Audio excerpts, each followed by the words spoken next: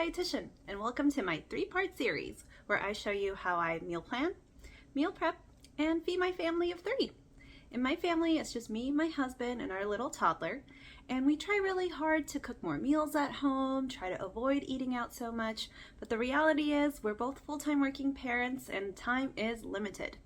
And as a dietitian who specializes in weight loss and healthy eating, one of the common things that I see with my clients is that they struggle to figure out how to meal plan and meal prep for the week in a way that doesn't feel so daunting and exhausting and burdensome. And I've kind of learned some tips and tricks over the years of doing this to find what works for my family. So I hope that by showcasing what I do with my family, what tips I use, what tricks I use, that it hopefully gives you some ideas to make meal planning and meal prepping a little bit more feasible and a little bit more sustainable. Because knowledge really isn't the issue for most people. We all know what's healthy and what's not healthy. But what a lot of us struggle with is staying consistent. And meal planning can be a huge part of that because when we think ahead, we plan ahead, we always tend to make better choices. Now, the trouble with the meal planning that we know as, meal plan and meal prep is that it can be really burdensome. It requires you to get all your groceries in advance, come up with all these recipes and put them together and spend hours cooking. And for most of us, we may get excited doing that to begin with. I know I did. I've been through those phases in my life before. But after a while, it can be a little bit burdensome if that's not a good routine for you. So here is how I do it and what works for my family. I hope it gives you some ideas that you can apply to your day-to-day life. So this first video is going to be about meal planning. And as I mentioned, I try to plan my meals ahead of time just because if we have an idea of what we're going to be eating during the week, we tend to avoid eating out as much. And nowadays, eating out is just as expensive as cooking at home, if not more. So might as well make better choices and eat at home as much as we can. So here's how I do it. Instead of actually coming up with all these recipes and things we want to eat for the week, we actually start by just going grocery shopping. No real list. Of course, we do have a list for like things that we know we're out of, that we know we're gonna need to buy for the week. But in terms of the meals we want to cook, I really don't go to the grocery store with an idea of what I want to cook. And I know that's a little bit different than how most people do things, but I found that that makes it less stressful for me. Because when I put that pressure on myself to have these recipes in place and a grocery list, I just feel like so stressed out having to carry out this plan that I put together, and maybe things come up during the week where I can't do that, and it just becomes way too anxiety-ridden journey for me. So what I do instead is we go grocery shopping, and if I can actually bring my family along, even better, because then we look and see, what do we want to eat this week? And we build from there. So the first thing I always look out for is the vegetables. So when we're perusing, and that's usually like the first aisle we'll go to when we're grocery shopping, what vegetables do we want to eat this week? What looks good? What's in season? What actually is like looking delicious at the store? Because sometimes you have an idea of what you want to eat, but maybe you get to the store and the selection they have is just, ooh, that doesn't look very good, but something else might look good. So giving myself that flexibility up front helps me actually make choices for vegetables that I know I'm going to eat, that I know I'm going to enjoy for the week. So that's what we'll do first. And typically I try to limit myself to like 2 to 3 vegetables when it comes to vegetables that I know I'm going to cook. 2 is really my limit unless it's like things that are going to go in a meal altogether. I've made the mistake before of getting so excited and buying all these different vegetables, and then I end up with a bunch of things that end up going bad. So I know if I limit myself to 2 to 3 vegetables to cook, then it's going to be easier for me. And then the rest, I try to buy vegetables that I know they're not going to need to be cooked. So those are going to be like snacking vegetables like cucumbers or carrots and things. Or most of the time for us, it's salad kits. We really enjoy salad kits. And we're at a point in life with both me and my husband where we're at a stable weight. We're not trying to lose weight now. We're more in a weight maintenance stage. So we can be a little bit more lenient with ourselves in terms of what salad kits we choose, maybe some of them with a little bit higher calorie content, just because that's not a cause for concern for us right now. But I know when we were going through our weight loss stage, we were a little bit more careful about which salad kits we picked. Either way, I find salad kits to be an easy way to get in more vegetables throughout the week without having to put a lot of effort into prepping those vegetables. So that's how we usually start. Let's look at the vegetables and see what we want to eat. And then we think about protein. And typically protein, I rarely buy fresh. Most of the time it's just frozen, bought in bulk and stuck in our freezer. And then we just kind of build from there. But then I start thinking about, as I'm going through the vegetables and picking vegetables, of like, okay, what protein would go with this vegetable? What meal can I make? And I really start thinking about what meals I can put together when I'm in the grocery store. Now, of course, means that the grocery store trip is a little bit of a longer trip. It's not like a quick, let me hop in, go through my list, pull everything out kind of a thing. And we have trips like that too, of course, when we're short on things and we got to go buy it. But when I'm actually planning for the week, it's a little bit of a longer trip, but for me, it's worth it because I've noticed it gives me a lot of flexibility and I can kind of look ahead the week too. Maybe it's a week where I know I'm not going to have a whole lot of time to cook all those vegetables. So maybe I only buy one vegetable to cook, but I buy more salad kits for the week because I know that's going to be easier for me. So kind of thinking ahead to the week that's coming up, what my schedule might be like, and giving myself easy outs, easy ways of incorporating those vegetables in really helps make my meal planning more successful.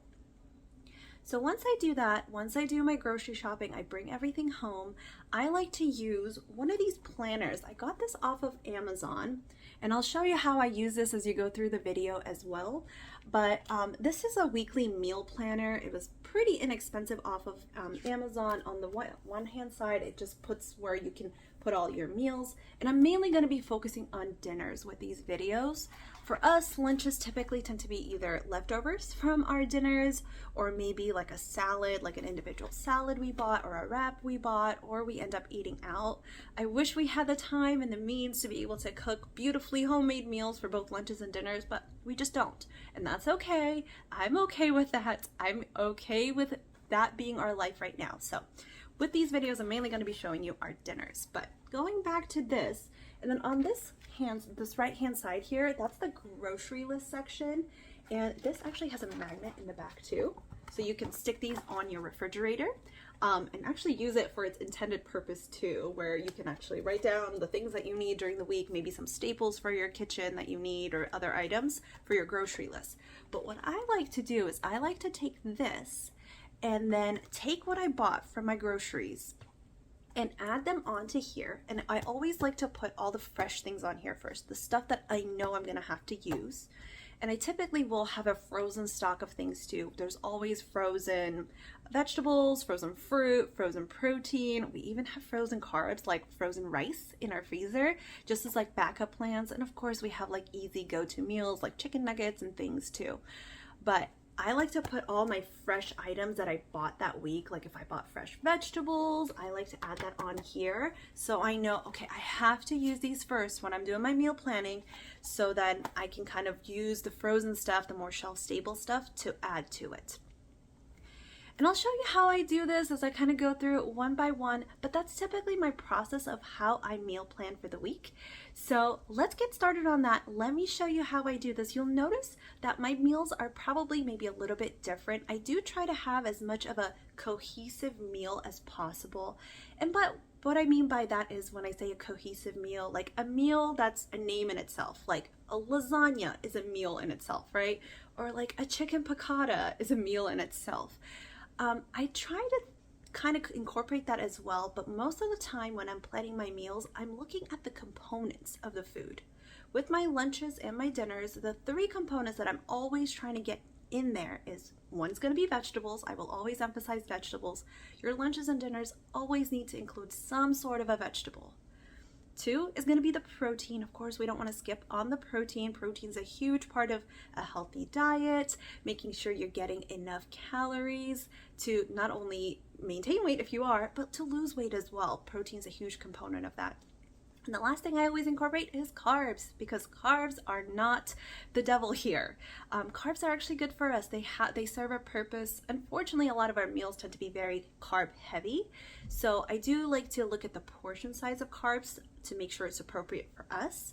But I never really skip out on carbs unless it's a day or a night where I'm just like really not hungry, really not in the mood, and I just want to do like a really simple salad. But those are honestly rare for me. So most of the time there's some sort of carbs incorporated too. So sometimes you'll see my dishes will be just those three components thrown on a plate, and they do taste good all together, even if they may not be a dish in itself altogether. You know what I mean? You'll understand it as I go along and I try to give examples, but I hope this helps kind of take you out of that mindset of like, I have to have a certain dish for my meal, but start having you think about more components of food and how you can take things that you have in your fridge, your freezer, to put together healthier meals for you and for your family. So let's get started. Let me show you how I meal plan for this upcoming week and what items I bought while I was grocery shopping and how I'm going to incorporate all that to make hopefully some delicious meals.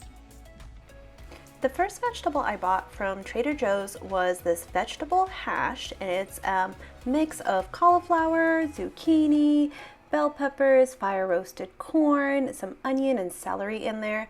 And this is a great mix of vegetables that I like picking up, and it typically tends to go well with pasta. So when I pick that up, I'm going to add this to my list. But as I'm kind of thinking about it, and as I was shopping and putting this on my list, I was thinking, maybe I can incorporate this as part of a pasta. So that's the first vegetable that I'm going to be utilizing with my meal prepping this week. The second one was this mirepoix that I bought, which is celery, onion, and carrots. And again, another great base vegetable for any dish that you're trying to make. I was kind of thinking maybe I could use this for a chili. We were kind of feeling like we might be in a chili mood this week, so I'm going to add that to my list with the idea that maybe I could use this as a base for chili, which I haven't done before, but might be a nice change of pace. And then the next item I had was a Southwestern chopped salad. This is one of our favorite ones from Trader Joe's that we get that comes with a spicy avocado dressing.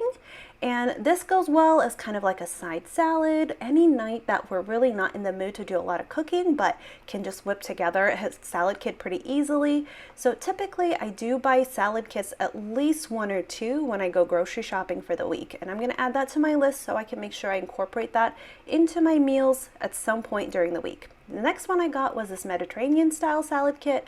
I love this one as well. The roasted chickpeas in there add a really nice crunch, and it comes with a red wine vinaigrette.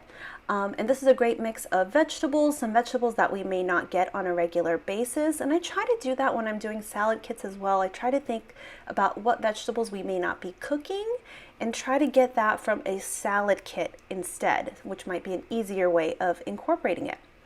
Now the next item I have is this ground turkey. Now that I have my kind of my base vegetables, in terms of protein, I'm thinking turkey this week. Turkey is kind of a standard option, and we buy our turkey like this in bulk from Costco, and then I just freeze the packs. And then just defrost them as I need to use it. But I'm thinking maybe the turkey could go well in the pasta with that vegetable hash, but that's going to be one of the proteins I'm going to use this week. The second one is going to be this ground beef. Again, you can see it's frozen. We buy these from Costco too, and then I just stick them in the freezer and defrost as I need to use them. We don't do beef as often. I'd say I probably cook beef every other week or so, but we hadn't done it in a while. So I thought, okay, we're going to have some lean meat with the turkey. Let's incorporate some beef as well, and that could be part of the chili that I was kind of thinking of with the mirepoix. And then the last item I have is this Alaska salmon burger. I try to incorporate fish at least once a week, and these are delicious. We get these from Costco as well. We ended up trying a sample, and my toddler loved it, and we've just been buying them since. I pop these in the air fryer, and they're super easy to make. A lot of times we're not actually making a burger with them, but more so using it as our protein as we pair it with maybe some other carb and vegetable options. But that's going to be the third protein that I'm going to have for the week. 3 proteins is really the max. Now, let's get to the other stuff. Spaghetti. So since we're kind of on that pasta track, I'm going to use whole wheat spaghetti. This one's from Trader Joe's. Anytime I'm doing pasta, I try to do whole wheat because honestly, you really can't taste the difference too much, and add some extra fiber. So I'm thinking probably that vegetable hash with the ground turkey is going to go with the spaghetti to make a meal. And then of course we need some pasta sauce. I do enjoy making my own pasta sauce, but just do not have the time this upcoming week. So I got this tomato basil marinara. There are a lot of options at Trader Joe's. This was the one that I could find quickly that was lower in sugar, lower in salt. The low fat portion I really don't care for too much. It doesn't matter to me, but the sugar and salt is what I try to pay attention to with pasta sauce.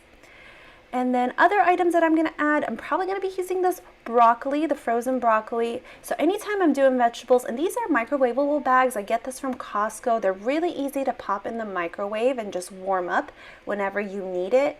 And whenever I'm cooking, and I'll show you the little packet that comes inside, it's about that big, so it's a decent portion. You just pop it in the microwave, follow the instructions on there, and they come out really nicely steamed. And anytime I'm cooking, I like to do both fresh and frozen vegetables to add more vegetables. As much as I would love to do all fresh, it can be pretty costly, and options like this frozen broccoli are easy and cost-effective ways to add more vegetables. So that broccoli is probably going to go in the pasta, and then these red kidney beans are likely going to go into the chili. Anytime I'm doing chili, of course you got to add some beans in there, and red kidney beans were literally all I had in the pantry, and I realized I need to go shopping for more beans, but whatever beans I have, I'll just throw it in the chili. I've even done chickpeas in the chili before, white beans, anything you can think of. So beans are a great source of protein to incorporate along with meals. And then the last thing, this is kind of like my secret little thing that I love doing with chili, is cauliflower rice. We never really eat this as rice, and this is the frozen kind that I buy from Costco as well. And they come in packets just like the broccoli, where you microwave it and it gives you a decent portion of cauliflower rice. I love adding this whenever I'm making chili because it adds a lot of bulk, and it kind of has a similar texture to like the ground beef that you would get in chili. So basically what's going to happen with this chili is most likely is that going to be that ground beef, the cauliflower rice, and the kidney beans are going to go all together to make a chili. And the thing that I'm going to do with my chili, the way I'm going to eat it, is I saw a recipe for air fryer tortilla chips recently. So I want to give those a try with these carb balanced flour tortillas. I get these from Costco as well. And I find these to be way more filling. They're way higher in fiber and protein compared to just a regular, white tortilla. And that's what we typically buy. And I'm going to see if I can make some tortilla chips with that. And then the other thing I'm going to do with chili is just have it with rice one of the days. And this is frozen rice from Trader Joe's. This is rice medley. It comes in pouches, pop in the microwave. As you can tell, I love microwavable stuff, and I'll show you what the pouch looks like. But anytime I do chili, typically we'd make 2 meals out of it. One will be with like tortilla chips, dip, the usual style of chili. And we also like having the chili with rice too. So it'll be one of these meals, and these pouches are pretty small, so it only makes really 1 meal for us. We could probably get by with 2, which would be a bigger portion size, but those are my chili meals I'm thinking. And then for that salmon burger, I don't have burger buns, but I have this pita bread in my fridge. So I'm going to use the pita bread, and I'm thinking maybe I'll open up that pita, put that salmon burger in there as my protein. Maybe throw some salad kit in there too for some greens and make like a pita pocket salmon burger kind of a thing out of it. Sounds good in my head. I think it's going to work out, but that'll be the plan. And then lastly, the other things that I need for this. Tomato sauce is going to go for the chili, since I already have pasta sauce for my pasta. So I buy these from Costco in the big packs, and I typically use this tomato sauce pretty much for anything I'm doing that has a tomatoey flavor to it. So I'll add that to my list because I know I'm going to need to pull that out when I'm doing my meal prepping.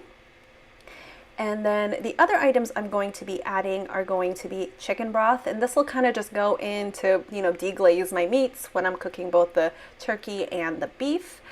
For my 2 meals, the pasta's most likely going to get cooked in like a pot, whereas for the chili, I'm thinking the Instant Pot, and the chicken broth helps with kind of deglazing.